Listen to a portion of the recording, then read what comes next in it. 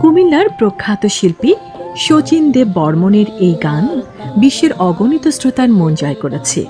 তেমনি বিশ্ব জয় করেছে কুমিল্লার তৈরি বাঁশের বাঁশি।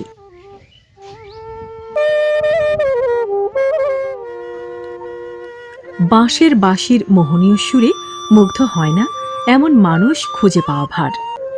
মোহনীয় সুরেলা এই বাঁশি তৈরির জন্য বিখ্যাত এক জনপদ কুমিল্লার শ্রীমদ্দি। এটি কুমিল্লা জেলার হোমনা উপজেলার পশ্চিম পার্শ্বে মেঘনা নদীর তীরে অবস্থিত একটি নিভৃত পল্লী। গ্রামটির বাঁশি তৈরির ঐতিহ্য শতাব্দী প্রাচীন। কালের পরিক্রমায় এই নিভৃত পল্লীর পরিচয় এখন বাঁশি পল্লী হিসেবে। বছর জুড়ে কারিগরেরা বাঁশি তৈরি করেন। বাঁশি তৈরি করে জীবিকা নির্বাহ করেন এখানকার অন্তত 40টি পরিবার। হাজার বছর ধরে বাংলার সংস্কৃতি ও ঐতিহ্যের সাথে জড়িয়ে আছে বাঁশি। আবহমান কালের ঐতিহ্য বাংলা নববর্ষ উৎসব যেমন বৈশাখী মেলা ছাড়া পূর্ণতা পায় না, তেমনি বাঙালি ঐতিহ্যের এই মেলাও জমজমাট হয়ে ওঠে না বাঁশির শব্দ ছাড়া। তাই পয়লা বৈশাখকে ঘিরে হোমনার বাঁশিপল্লী শ্রীমদ্দিতে বাঁশি কারিগরদের বারে ব্যস্ততা। আমরা এই মালটা সিডাং টানি আইনা কাটি কাটটা সাইজ করে শুয়াইয়া আমরা পার্টি আছে পার্টি করতে বেশি মেলা ধরনের সারা বাংলাদেশে মেলা বাণিজ্য আছে। এই মেলায় আমরা যাওয়া পরে আমার বাড়িতে কেউ নেই। মূলত মুলি বাঁশ দিয়ে 13 থেকে 14টি ধাপে তৈরি হয় বাঁশি। প্রকারভেদে বাঁশিগুলোর আকৃতি হয় 13 থেকে 20 ইঞ্চি পর্যন্ত। আগুনের তাপের সাহায্যে কারিগরদের নিপুণ হাতে বাঁশির গায়ে বসানো হয় নকশা। এভাবে পরিবারের সবাই নিয়োজিত থাকে বাঁশি তৈরিতে। নানান ধরনের বাঁশি তৈরি করেন শ্রীমদ্দির মানুষেরা। বৈশাখী মেলার জন্য মোহন বাঁশি, মুখ বাঁশি, নাগিনী বাঁশি, পাখি বাঁশি সহ নানা ধরনের বাঁশি তৈরি করেন কারিগররা।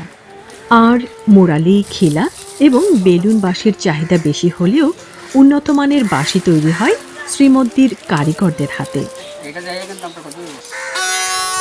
সংশ্লিষ্টরা জানান, শ্রীমদ্দি গ্রাম থেকে 16 ধরনের বাঁশি সারা দেশে যায়।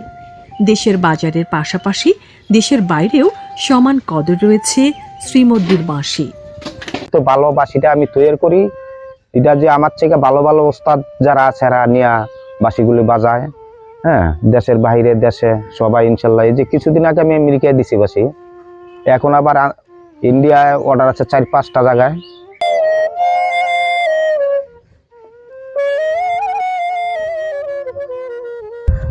আমার জন্মের পর থেকেই আমি বাঁশির উপরেই বড় হয়েছি, আমার শৈশব কাটছে।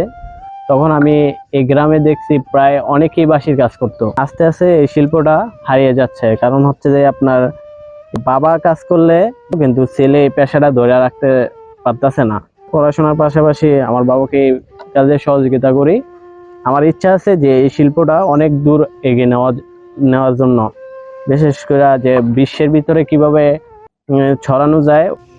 Singapore, Britain, Japan, Netherland, France, Germany, Canada, Spain, Italy ও যুক্তরাষ্ট্র সহ বিশ্বের বিভিন্ন দেশে চাহিদা রয়েছে শ্রীমদ্দির কারুশিল্পীদের নিপুণ হাতে তৈরি বাঁশি।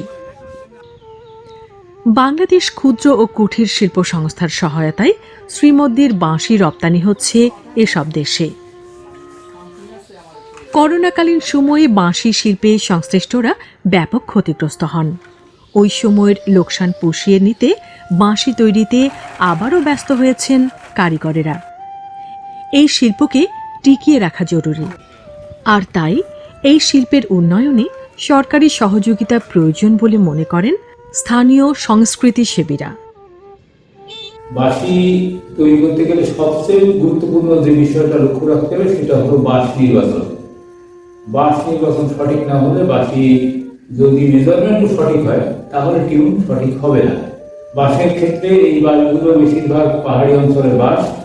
বাঁশের বয়স 3 বছরের উপরে 4 বছরের নিচে এই বাঁশটা সংগ্রহ করলে বাঁশি ভালোভাবে এবং বাঁশির যে প্রসেস, প্রথমে ছায়া জায়গায় রেখে শুকানো, তারপরে জলে ভিজানো, তারপরে আবার উঠে হালকা রোদে দিয়ে তারপরে ছায়া জায়গায় 1 বছর অন্তত রেখে দেওয়া, তারপরে আগুনের সেকা দেওয়া বা প্রসেস অনুযায়ী বাঁশি তৈরি করা।